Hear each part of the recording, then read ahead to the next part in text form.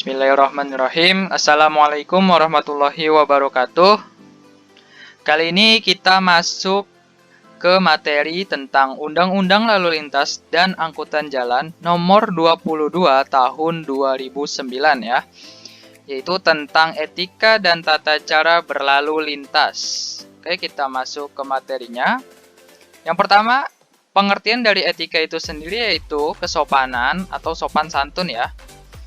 Sedangkan lalu lintas yaitu gerak pindah orang, barang, benda dari satu tempat ke tempat yang lainnya ya.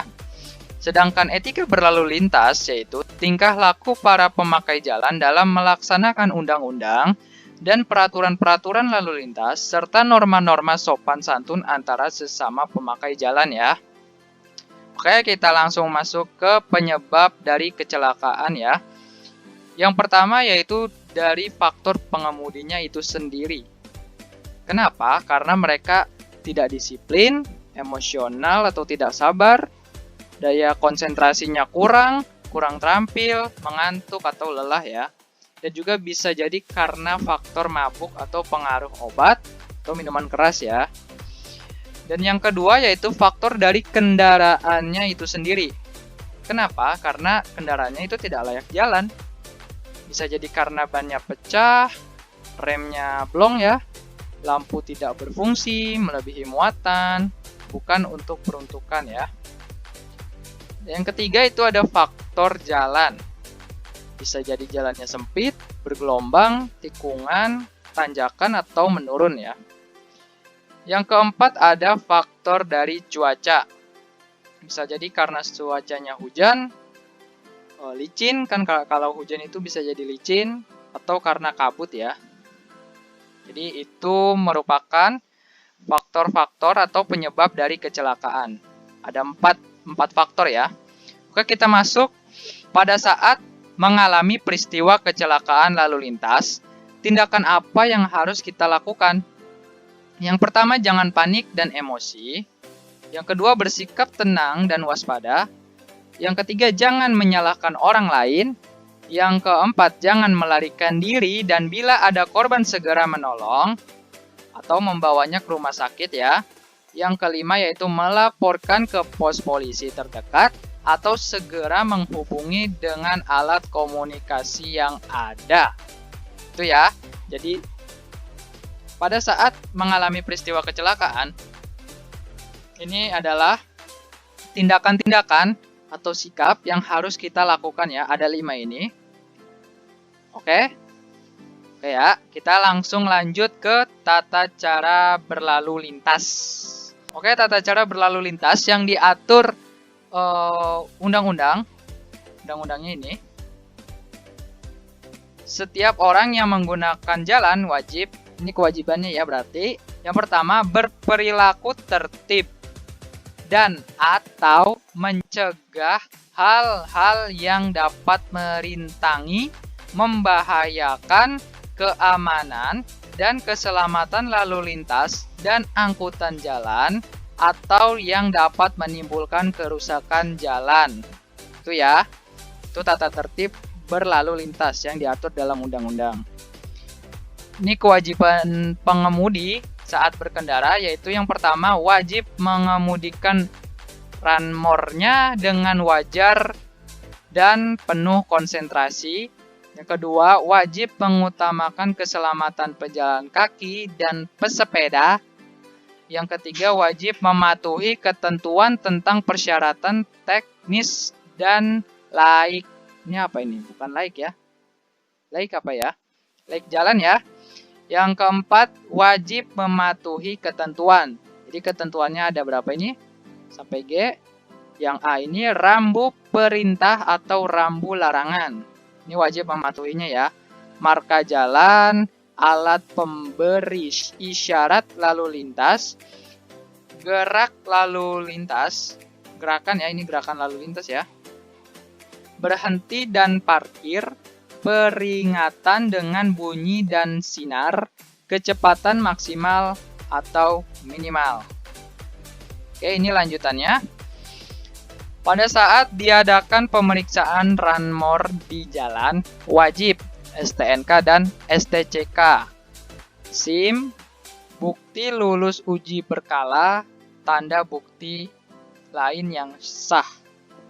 Oke, yang keenam, setiap orang yang mengemudikan Run-More R4 atau lebih di jalan dan penumpang yang duduk di sampingnya wajib mengenakan sabuk pengaman. Yang ketujuh, setiap orang yang mengemudikan sepeda motor dan penumpang sepeda motor wajib mengenakan helm yang memenuhi standar nasional Indonesia. Yang kedelapan, setiap orang yang mengemudikan sepeda motor tanpa kereta samping dilarang membawa penumpang lebih dari 1 orang.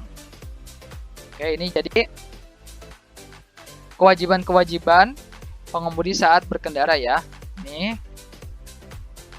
Dan juga ada yang ini ya. Kita lanjut. Oke, kita masuk ke contoh pelanggaran lalu lintas. Ini ya, contoh pelanggaran lalu lintas. Ini kenapa? Karena yang pertama nggak pakai helm ya. Dan yang kedua nggak tahu dia ini punya SIM atau enggak, atau punya surat-surat kendaraannya atau enggak ya. Yang kedua ini karena bonceng bertiga atau melebihi kapasitas. Ini ada bacanya ke TKP dulu bro. Ini juga ada lagi contoh pelanggarannya. Wah asik, diantar pacar. Ini karena nggak pakai helm ya. Ini contohnya lagi, contoh pelanggaran. Ini bonceng bertiga, nggak pakai helm ya. Ini kalian bisa baca kata-katanya ya.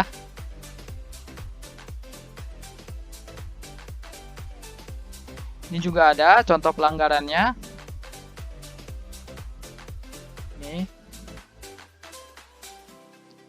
Ini apa contoh pelanggarannya ya? Kenapa? Ada yang bisa tahu? Oke, kita masuk ke rambu-rambu ya. Yang pertama ada rambu peringatan suatu bahaya. Nih, ada 1, 2, 3, 4, 5, sampai berapa ini? Sampai 23. Kalian bisa baca di bawahnya nih, saya bakal scroll dulu. Nih ya, kalian bisa baca.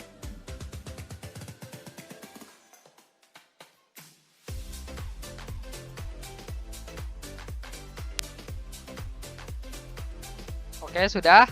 Ini rambu tentang larangan ya. Ini rambu tentang larangan. Kalian bisa baca juga. Yang ini pasti kalian udah tahu. Ini juga udah tahu. Ini keterangannya, keterangan di bawahnya. Ini keterangan di bawah. Nah, ini yang pertama ya. Ini yang kedua, ini yang ketiga ya. Kalian bisa baca sendiri. Oke, ini rambu amar atau perintah ya. Ini ada keterangannya sampai 6. Ini saya bakal scroll dulu sebentar. Ini. Nah, kalian bisa baca ya. Ini batas akhir kecepatan maksimum 40 km per jam ya. Ini perintah. Kalian bisa baca.